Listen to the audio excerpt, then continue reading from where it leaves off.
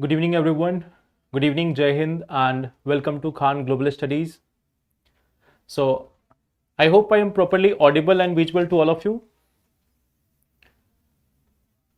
Good evening, Umesh. Okay, so welcome to the session. And in last session, last day, we have started our discussion on current affairs. And in the previous session, we have discussed about certain topics. Like one of the topic was about Election Commission of India. There we have discussed about the fourth organ of the government, the fourth organ. So that is one thing which we have discussed. Second thing which we have discussed was about the patent regime in India. And in fact, I have given you a question also with respect to that related to mains. Okay. So that was the second topic which we have discussed. Apart from that, we have discussed other topics also. And in today's session, the topics which we are going to discuss first, let me show you the topics. The topic which we will start with is first editorial, which is related to eliminating global hunger. So this is one topic which we are going to discuss. This is the editorial which is related to hunger. It is part of your GS paper 2. So this is one topic which we will discuss. The second topic which we are going to discuss is again from polity, but this time it is about the removal of Chief Election Commission. We are going to study about the process with respect to the removal process of Chief Election Commission. The third thing which we are going to discuss is about one of the amoeba. Its name is there is a problem which is called as amoebic meningoencephalitis. So this is one part which we are going to discuss here. It is more relevant for prelims. It is not that much relevant for the mains part. It is more relevant for prelims. Okay. Then we have this one part, nomination in UT assemblies. Okay. So there is one such issue with respect to Jammu and Kashmir assembly, and the issue is about who will be nominating the members. Who will be nominating the members in case of Jammu and Kashmir assembly? So this is one thing which we are going to discuss. It is again part of your polity. And then this is one such thing. Last day it was announced that we will have an astronaut on the moon by 2040. So we are going to discuss about this, that what are our plans for the future missions. So we will see a glimpse of it. So these are the topics which we are going to see. It is from science and tech section. Okay. Now yes. So one thing first, a question from Prince that Adhyan batch classes. See, Adhyan batch English classes are going to resume from tomorrow morning 8 a.m. Okay. For Hindi medium, it has already resumed. Today in the morning at 8 a.m. we are having this class. We were having this class of Adhyan batch in Hindi medium also. About that question, Mahesh, at 6 p.m. we will have the entire Hindi session for the current affairs also. So now we are having both the sessions, English sessions also, Hindi sessions also. So at 6 p.m. I will also start the same content in Hindi also. So that is one thing we will start at 6 p.m. on the different channel. Okay. So this is something, these are the topics which we are going to discuss. Okay. Now, before we go into that, there is this one information for you. We are having this UPPCS foundation batch for 2026 and it is going to start from 2nd of September. Okay. So those who are preparing for UPPCS examination, those who are looking for foundation batch, so here we are having this one foundation batch in English medium for UPPCS and it is going to start from 2nd of September. Okay. So it is there in live mode also, and plus offline batch is also there, but separate batch. Okay. Now, let's see certain questions and then we will come to the topics. Okay. So here we are having this one question. The Constitution provides for the provision of one Chief Election Commission and 2 other election commissioners. The Constitution provides for 5 years tenure for Chief Election Commission. Which of the statements given above are correct? It is temporary. It is not permanent. It is like a temporary thing. It is a temporary thing. It will change after 2 or 3 months perhaps. Okay. So this is not going to be a permanent feature. This is just for a temporary period. So tell me about this one question. The Constitution provides for the provision for one Chief Election Commission and two other election commissioners. Second is saying the Constitution provides for 5 years tenure for Chief Election Commission.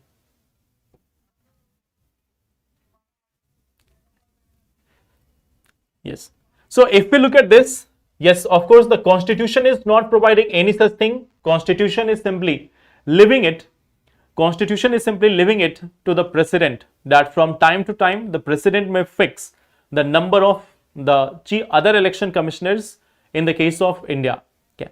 So this one is incorrect. Second one is also incorrect. There is no such tenure which has been mentioned by Constitution with respect to election commission. Okay. So that's why both of these statements are incorrect. Answer will be option number D. Consider the following statements. Goods and services tax is a progressive tax. Entertainment tax and central sales tax are not subsumed under GST. So, first one is saying goods and services tax is a progressive tax. Entertainment tax and central sales tax are not subsumed under GST. So, which of the statements given above are correct?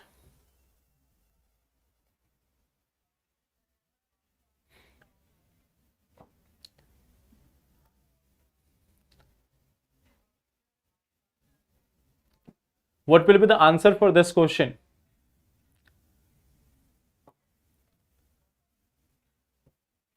Now, this is one good part,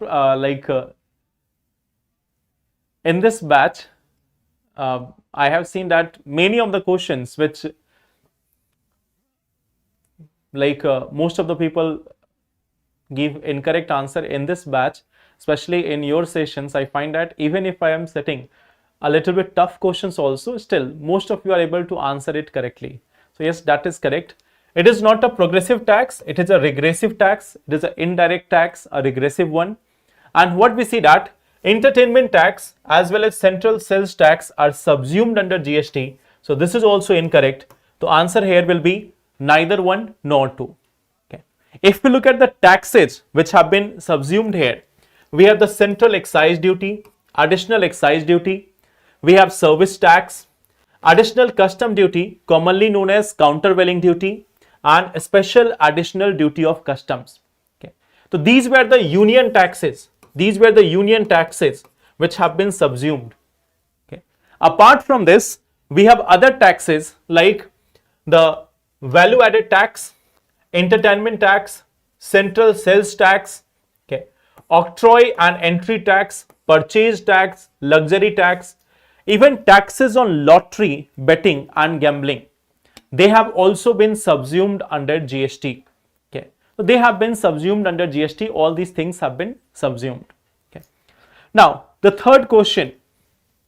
Consider the following statements. In India, patent is not provided for genetically modified plant crops or seeds.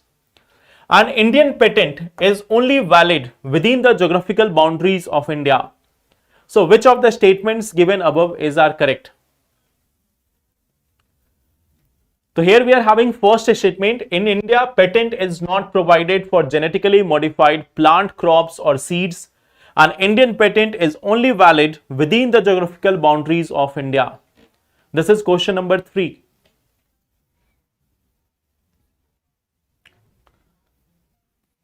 So, what will be the answer here?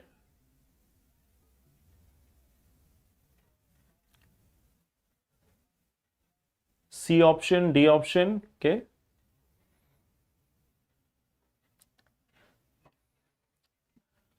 D option.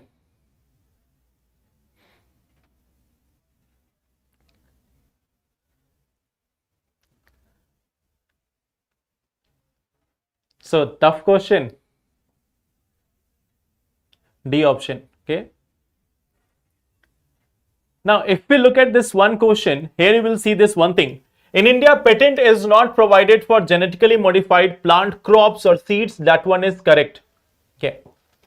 This one statement is correct because in India, the biological processes or the products which are there, they are not patentable. They are not patentable. So this one is correct. Patent is not provided for genetically modified plant crops or seeds.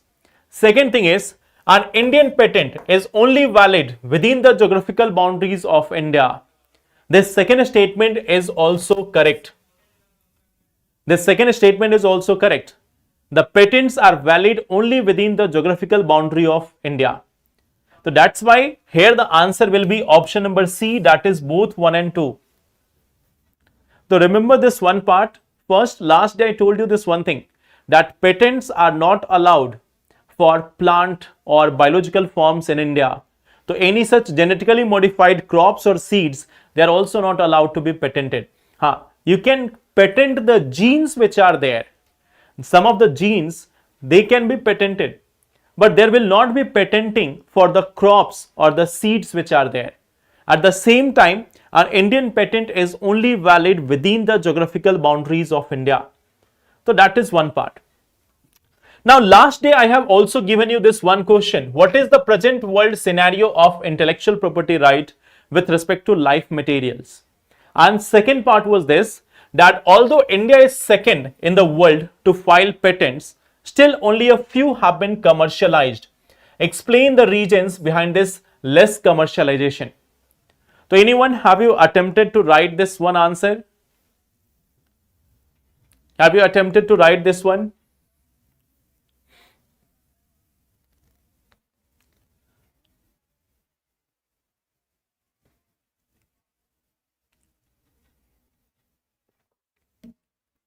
Like this was one of the question.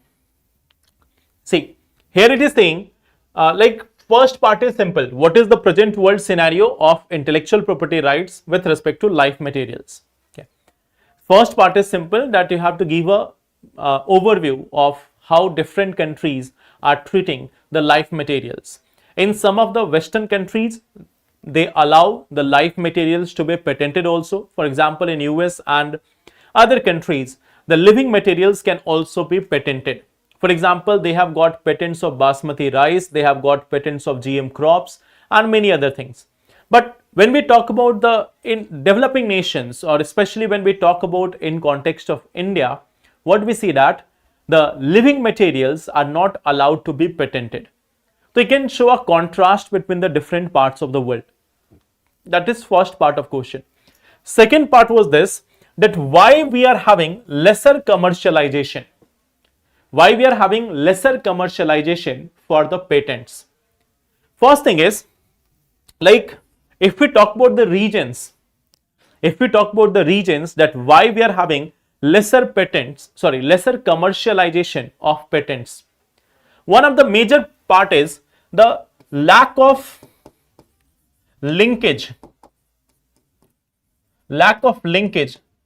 between industry and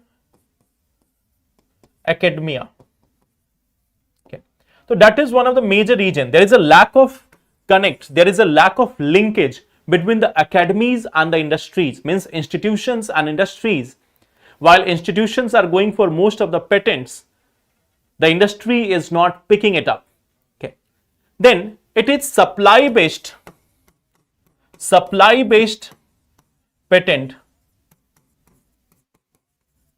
filing rather than demand based. See, the thing is, most of the patents which we are having, people are trying to get the patent for different products. But we have to find this one part, that what is the actual demand in the market. Is there an actual demand in the market for any such thing? And then only we can innovate that, then only we can create that, and then we can marketize that also. We can bring that in the market.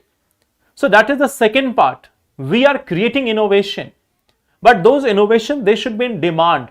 Like for example, there is a demand of like clean water. There is a demand of clean water. But then we have to find this, that are we innovating something so that people can get clean water without too much of water wastage and at a lower cost. If we are having a solution for that, or suppose when we are talking about the coastal areas, if we are having a solution for changing the sea water into potable water, then it will be readily accepted, readily used. But if our innovation is not in this regard, then it is not going to be that much useful. So again here this part is the supply based patent filing rather than demand based. Okay. Third part is lack of funding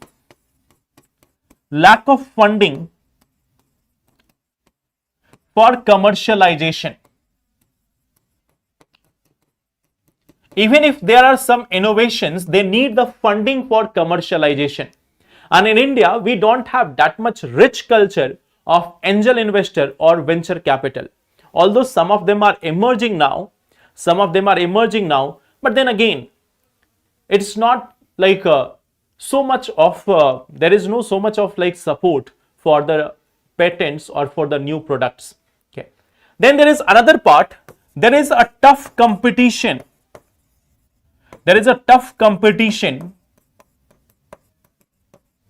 From foreign markets.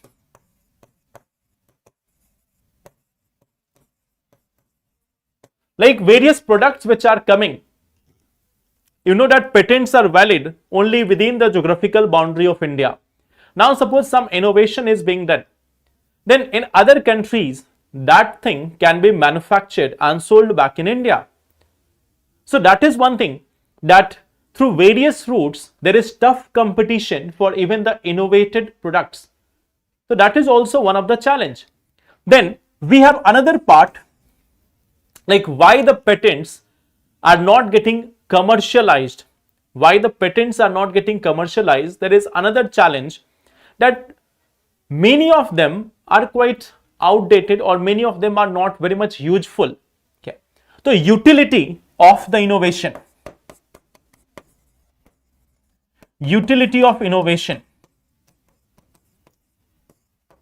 Like suppose that we are getting the patents for many things, but the thing is that are they really that much useful? Are they really that much transformative? If they are very much transformative, they will be easily accepted, they will get easy fund. But if there is a lack of that innovation in that, then it is not going to be commercialized. Okay. So this is one part which I asked you to write, explain the reasons behind this commercialization. Okay. Then what we see that after this you can write the way forward also, but you can write that in form of flow chart. Here we can explain these things and then after you can write a way forward just opposite to these things in a flow chart manner, because this entire question was just in 150 words. Okay. So that is one thing which you have to write. Now today also I will give you one question. You have to write that and you have to answer me tomorrow. Okay. So we will have some regular answer writing now. So try to write some more answers. Okay. So let's start with today's topic. This is class for UPSC. This is current affair class for UPSC. Okay. So now we are starting with this one part, eliminating global hunger. So let me show you certain data and then we will talk about this, that how we have been able to achieve this. Okay. So see here, what we see that there is this state of food security and nutrition in the world report. This says that around 673 million people, these many people, they are undernourished.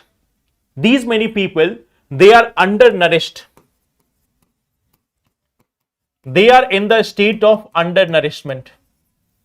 In 2024, means around 67 crore people across the world.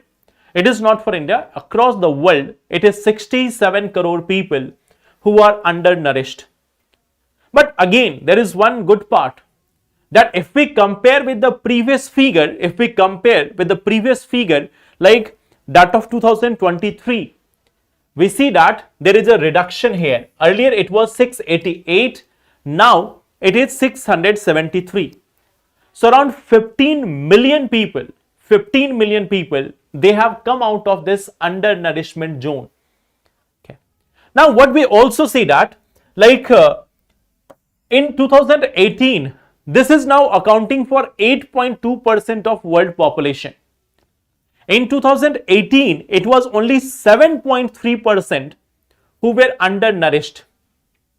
So if you have to like show the impact of COVID or the pandemic, you can show this one part, that pandemic has created more and more undernourishment, or it has led to more and more undernourishment in the world.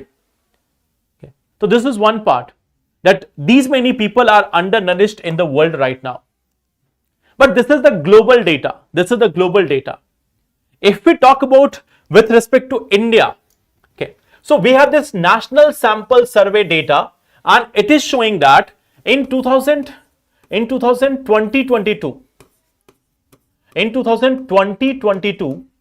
the undernourishment rate,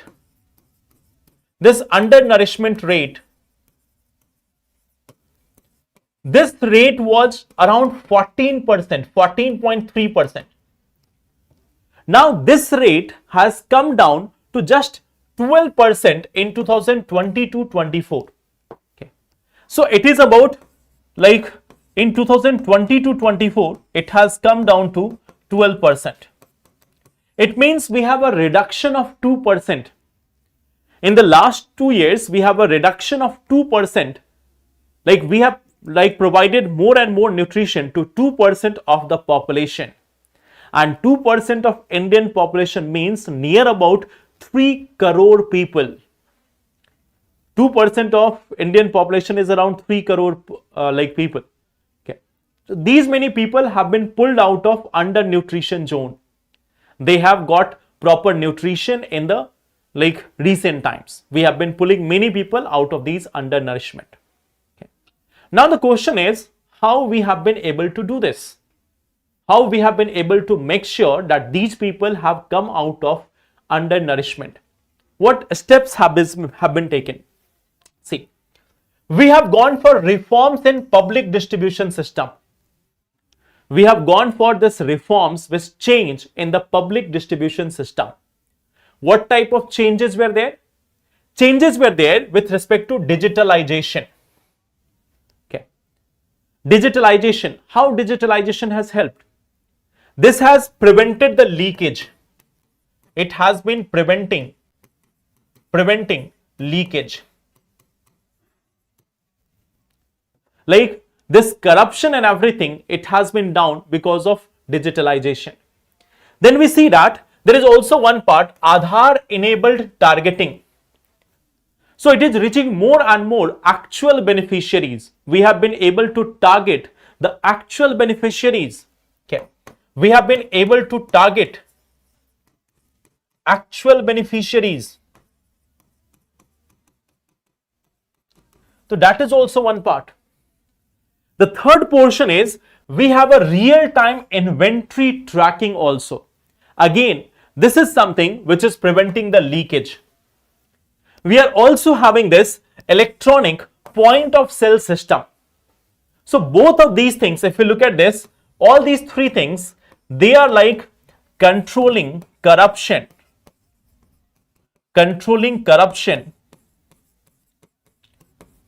And at the same time, they are they are helping to provide more and more targeted delivery of services.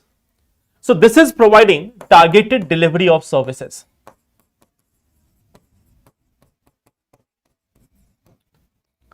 And now we have one more very important component here. One nation, one ration card. So can you tell me what is the main theme here? Who are the actual beneficiaries in one nation, one ration card? If government has come with one nation, one ration card, who are the actual beneficiaries here? Normally also people were getting the ration. They were also getting the food. But when we have come with one nation, one ration card, who are the actual beneficiaries? Yes, it is the migrant laborers. It is the migrant laborers who have also come under this part. So through all these measures, through all these initiatives, we have been able to control the undernourishment in India. And that's why you can see that in the last 2 years, around 3 crore people have come out of this undernourishment zone. So this is one part, how we have been able to do this. But there is also another angle. Okay. What we see here, like there is one issue. There is one issue which is still prevailing, and that is the issue of healthy diet. Okay. Now, again, as per this editorial, you will find that the healthy diet, it is unaffordable for around 60% of the population. This healthy diet, it remains unaffordable for around 60% of the population. Why? Okay. Why it is there? It is because there is high prices of nutrient dense food, inadequate cold chains, and inefficient market linkage. Okay. So what we see that there are 3 factors which are responsible for this. One of the factor is there is high prices of nutrient dense crops or grains. Like suppose that you may be aware about this, that milk, egg, or poultry things, bread, cheese, many other things, they are quite expensive.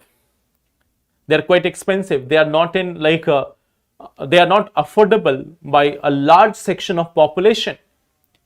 Paneer is considered quite good, although Indian paneer is more challenging than good. But still we see that paneer is considered as a good source of proteins, a good source, a good food. But then again, if we look at this, paneer has become unaffordable for masses. Now recently, like I was seeing the rate of makhana. The rate of makhana is quite high. Okay, it is like I think 1400 rupees per kg or something. Okay, so this is one part. The rate of these dry foods, the rate of these food items, they are so much high that they are not affordable by the masses. So what we see that there is high prices of nutrient dense foods, inadequate cold chains, and inefficient market linkages. Okay. So all these factors are responsible why we are not having a healthy diet for our population. Okay. And in this scenario, what we have seen that government has come with this portion scheme. It is simply the midday meal scheme. It is basically the midday meal scheme. Now you may have seen this one part, that under the midday meal scheme, now there is more and more diversification. There is more and more diversification of the food items. Here we see that there is diversification. In midday meal, now there is inclusion of pulses also, there is inclusion of vegetables also. In various areas, eggs are also being included, and other protein rich foods are also being included. There is inclusion of millets also in certain states. Okay. So what we see that in this case, we are having inclusion of egg, milk, we are having inclusion of millets, etc. So there is a diversification of the food items. Okay. And even in Anganwadi Kendra or other areas, we are providing various nutritional items to the people. So along with the PDS, we are also having these initiatives to improve the healthy diet in case of India. Okay. So this is one of the segment. Now the thing is, we have one challenge which is still there. Okay. What is the need of cold chain? We will come to that part. We will come to that part. Now, existing challenge. There is one challenge, that is malnutrition in India. There is another challenge which is obesity in India and micronutrient deficiencies. Now you may have seen that from the Red Fort itself, Prime Minister in his 15th August speech has highlighted this one issue, that there is a very challenging situation of obesity in India. Okay, the obesity has emerged as one of the major problem in India. Okay, so India is, it has been said for a long period of time that India is having a double burden of malnutrition. On one hand, we are having undernourished people, we are still having a high number. And on the other hand, we are having those people who are overnourished, those who have gone, those who have become like victims of obesity. Okay, so both these challenges are existing in India, and plus the micronutrient deficiency is also there. So we have to find solution for it. Can you suggest me what may be the solution for it? What may be the solution for it? Obesity is a rich disorder.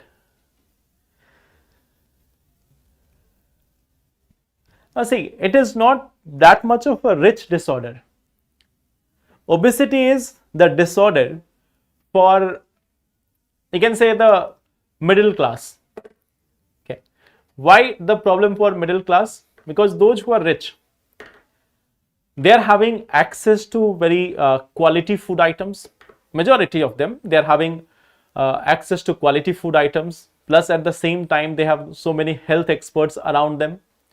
So when we talk about the rich people, the really rich people, they are not having that much problem of obesity. The obesity is the major problem in the middle section of the population. On one hand, they are having sufficient amount of general food items. They are having sufficient amount of general food items like potato, rice and all other things, junk foods and everything. And on the other hand, if they want to have the nutritious food, that is going to be costly for them. So the middle class which is there, plus they don't have the time to invest that much in fitness or go for health advice, health tips. Sometimes it is because of they don't care, and sometimes because they cannot afford it. Okay. So there are multiple reasons, but it is the middle section population which is having the major problem of obesity here in case of India. Yeah. So what we see here, solution could be this PDS system. This has to be diversified. Diversification. Inclusion of nutrient rich food. Then we can also suggest food fortification.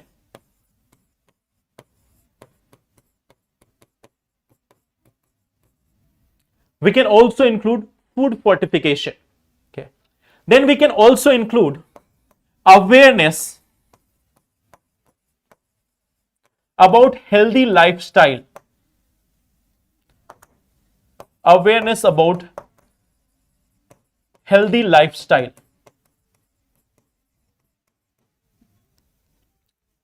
Okay. So we also need to have awareness with respect to healthy lifestyle. So these are the things which might be promoted, In fact, we can use it as a curriculum, as a part of curriculum to educate, to aware people about all these things. So these are some of the solutions which may be provided here in case of these existing challenges of global hunger. Now there was this one question, what is the need for a cold chain here? Fruits are considered as a very important food item. Fruits are in fact sometimes called as superfood because of so many micronutrients which they are having. Now if we have to store it for a longer period of time, you also need this cold chain. The normal grains, they don't require that much of cold chain storage. But the fruits items, the vegetable items, those which are sources of various antioxidants, various micronutrients, they require the cold chain. So that's why cold chain is required here. Okay. So, coming to the next part, removal process of Chief Election Commission. Okay. So there is this one topic, removal process of Chief Election Commission. In last session, we have seen that Chief Election Commission, how they are being appointed. But when we talk about the removal of the Chief Election Commission, What does the constitution says? What is the constitution saying on this? Is there any provision in the constitution with respect to removal of the Chief Election Commission? The answer is there is one simple thing. We have this Article 324. Article 324 Clause 5. This Article 324 Subclause 5 says one very simple thing. Okay. When we talk about the Chief Election Commissioner, he has to be removed in the same manner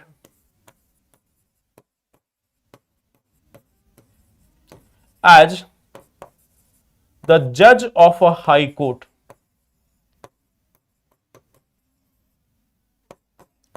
He has to be removed in the same manner as the judge of a high court.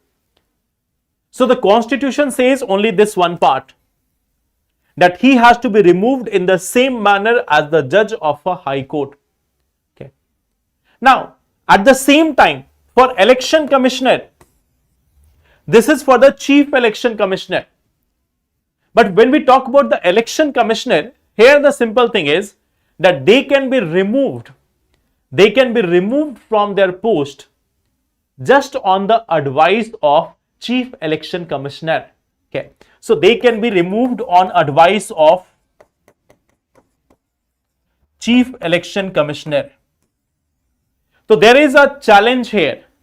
For the Chief Election Commissioner, the requirement is the same as the case of High Court judge.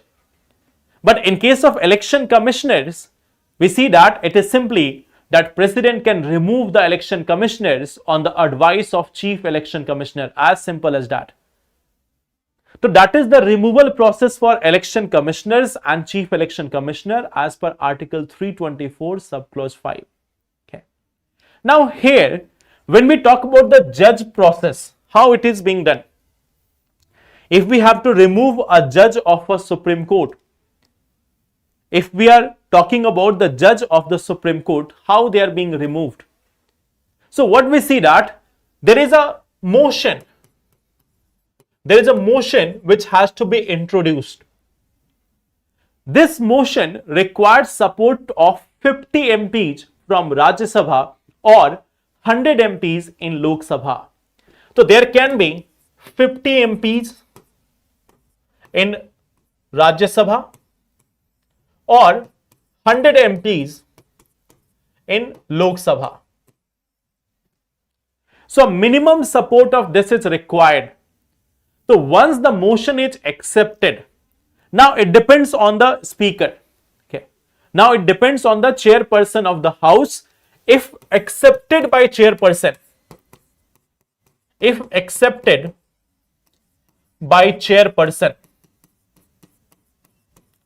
then there is going to be a 3-member committee.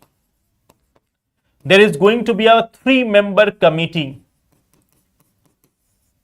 Now this committee,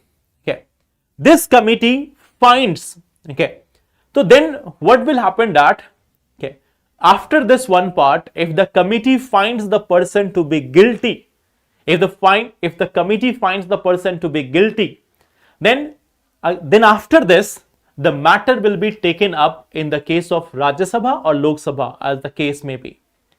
And then after, there is a requirement of a special majority. There is a requirement of a special majority. What is this special majority? This is 2/3 present and voting, plus it has to be half of the total membership. Okay, it has to be passed by half of the total membership. Okay, so there is going to be a majority of total membership. Majority of total membership. So this is one thing which is required. A majority of total membership plus 2/3 present and voting. That is the minimum vote which is required in both the houses, in Lok Sabha also, in Rajya Sabha also. and then after this there is going to be a precedent order. There is going to be a precedence order for the removal of the judge. Okay. So this is one part, how the chief election commissioner can be removed from the post. There is going to be a motion that has to be supported by 50 MPs in Rajya Sabha or at least 100 MPs in Lok Sabha. If it is introduced in a house, then after a committee is going to be formed. That committee is going to investigate the matter. If the person is found guilty, then again that matter will be taken up for discussion. It requires a support of a minimum of 2/3 present and voting and majority of total membership. So after this, there will be a precedence order and then chief election commissioner can be removed. So it is same for the case of this judge of High Court also. It is the same for case of chief election commissioner also. Okay. So this is one thing, if you see the news article, okay. So the opposition parties are trying to have a motion seeking the removal of chief election commissioner of India. Okay. So this is one of the news which is going on right now. Okay. Coming to the third article. So now there is one of the challenge, and the challenge is because of a amoeba. Okay. So there is one amoeba which is called as this primary amoebic meningoencephalitis. Okay. Amoeba is there which is simply called as PAM. It is called as primary amoebic meningoencephalitis. This is an amoeba and it is highly fatal. It is highly fatal. Okay. So let me tell you what it does. Okay. When we talk about this, what has happened that in Kozhikode, there has been death of a child. There has been death of a child and 2 more people are infected because of this amoeba.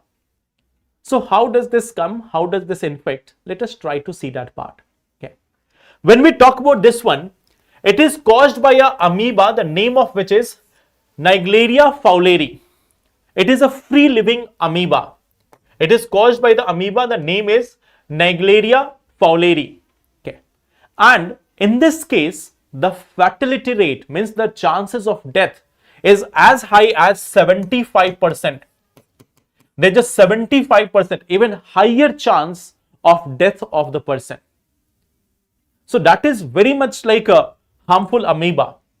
So it is not going to be transmitted from one person to another person. So suppose a person has been infected, it doesn't mean that amoeba will come out of the person and will infect other also. This amoeba has been called as brain eating amoeba. It has been called as brain eating amoeba. Okay. And how people are getting infected? If they're swimming or taking bath in stagnant water, then there is a chance of this infection from the amoeba.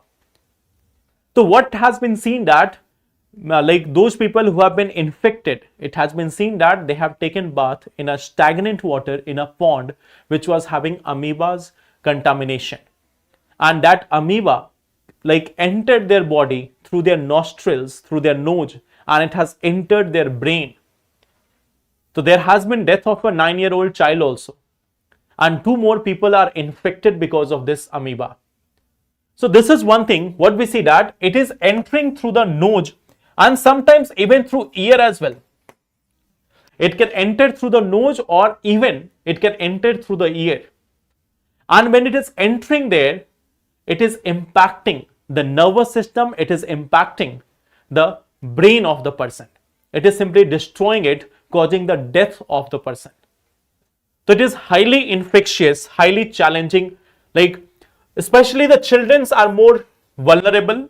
Okay. Why children are more vulnerable? There is a region. There is a part called as cribriform.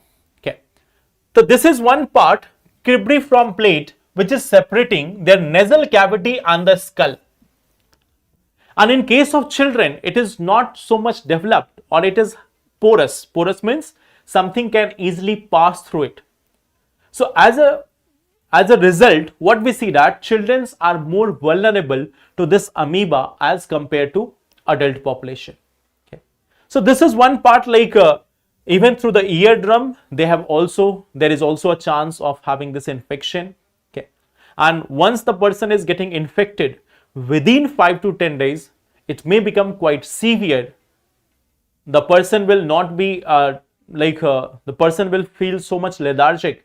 They won't be even trying to move. They won't be trying to do any work. And ultimately, it can even cause death of the person. Last year also, there was a case where again, a girl child died due to this amoebic infection. Due to this Naegleria fowleri, a child, like a girl child, also died in the same region of Tamil Nadu or perhaps Kerala. So this is one such amoeba which is highly fatal for people, and it is very much common in stagnant waters or contaminated pond or polluted waters. So that is one of the challenge in the present times, amoebic contamination. Okay. Now, one last topic which we have, and that is with respect to nomination in Union Territories Assembly. Tell me one thing, in Lok Sabha, do we have any nominated members? In Lok Sabha, do we have any nominated members? In Rajya Sabha, you are aware that there are 12 nominated members, and they are nominated by President. They are nominated by President, but on the advice of Council of Ministers. Okay. In Rajya Sabha, we have got 12 nominated members. They are nominated by the President, but their nomination is done on the advice of Council of Ministers. It is not the discretion of the President. It is not the discretion of the President. Okay. So what we see that, like right now, in Lok Sabha, we have no such nominated members. There is no such nominated members in case of Lok Sabha. In case of Lok Sabha, there is no such nominated member. But in Rajya Sabha, we have 12 nominated members who are nominated by President, but on the advice of Council of Ministers. In similar manner, in case of state assemblies,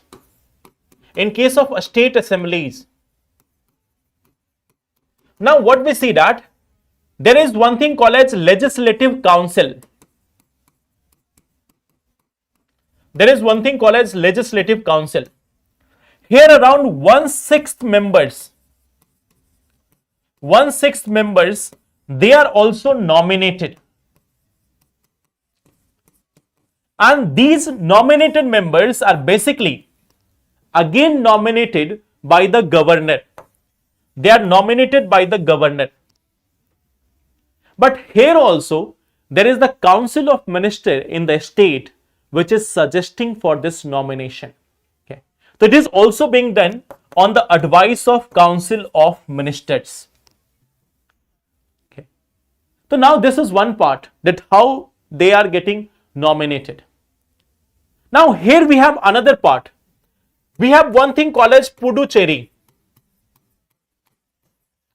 So in Puducherry also, there is a provision. There is a provision for nominated members. There is a provision for nominated members.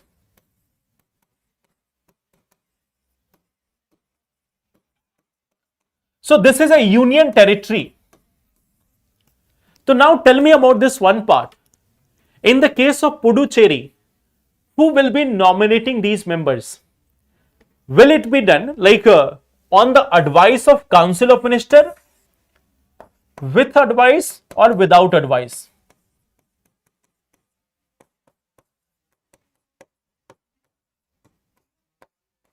So in case of Puducherry also, we have this one option. In case of Delhi, we have no option of nominated members. But in case of Puducherry, which is a union territory, we have this one option of nominated members. But now the question is, with the advice of Council of Minister or without the advice. Okay. So this is one of the issue. Now here what we see that when we are talking about this Puducherry, okay, like there was this one case, okay, K. Lakshmi Narayan versus Union of India case, and here the Madras High Court, it has said that the 3 members which are to be nominated in case of Puducherry, they are going to be, okay, they are going to be done on the basis of it need not be based on advice of Council of Minister. Means it can be done without the advice of Council of Minister. Okay. So here what we see that there is this one case, it has been upheld that it will be done without the advice. Okay. So now we have seen 3 different parts. In the case of union government, we see that it is done by president on the advice of Council of Minister. In the case of a state, where we see that we have legislative council, it is done by governor but on the advice of Council of Minister. In case of Puducherry, here we see that it has to be done but without the advice of Council of Minister. So now the question is about J&K Assembly, Jammu and Kashmir Assembly. So here there is a provision for 5 nominated members. 5 nominated members. And now the part is this, that whether it has to be done on the advice or without the advice. And the central government is saying that it has to be done without the advice. Whereas the ruling government in Jammu and Kashmir, it is saying that it has to be done on the advice of Council of Minister. So right now this matter is sub judice. Okay. So maybe Supreme Court will come with some observation on it. Supreme Court will come for this, will give some observation about this, and then it will become more and more clear. Okay. So here we are having 5 nominated member case. It has to be now decided by Supreme Court whether it will be done on the advice of central, on the advice of Council of Minister or without the advice. Okay. So that is why we are discussing this topic of nominated members in UTs. I hope that is clear. So I have given you the context also, that what is the context here in this case. No any effective treatment for this disease. See, right now we are having the treatments. Amoeba is like, again, a living organism. So some of the antibiotics may work against it. But it all depends on at what time the treatment starts, whether like the person has given entire information or not, whether there has been proper diagnosis or not. So it all depends on that. And in most cases we see that due to lack of diagnosis, due to lack of treatment on time, there is death of the person. Like 3 persons have been infected, 1 of them has died, 2 are still undergoing treatment. Okay. Now, so this is one last topic. Okay, it's not that you have to make any notes for it. It is simply one thing. We are planning to have Indian astronaut on moon. Okay. So if we look at this, right now we have this one plan, Gaganyaan. It is planned for 2026. Bharatiya Antariksh Station. Bharatiya Antariksh Station. This is something which we are planning for 2035. And then moon mission. Moon mission, we are planning to have this by 2040, means Indian on moon. Okay. So right now this is the plan. Meanwhile, we are also having Chandrayaan 4. Chandrayaan 4 and Chandrayaan 5. So we have discussed about these 2 things in the previous classes. So now it is your responsibility. You have to mention in the comment box that what is going to be unique about Chandrayaan 4 and what is going to be unique about Chandrayaan 5. So this is something which you have to answer later in the comment box. We have already discussed about this in some of the previous classes. Okay. So that will be all for today. In the next session, we will be discussing more topics. Okay. So tomorrow also I will give you one mains question. Today I could not give you one mains question, but tomorrow I will give you one mains question. So try to write that also. And meanwhile, try to answer these two things, that what will be the objective of Chandrayaan 4, what will be the objective of Chandrayaan 5. If you have no idea, search a little bit about it and then answer it. Okay. So thank you everyone. Take care and let's meet tomorrow at the same time, 5 p.m. and then we will discuss the remaining topics. Thank you. Take care.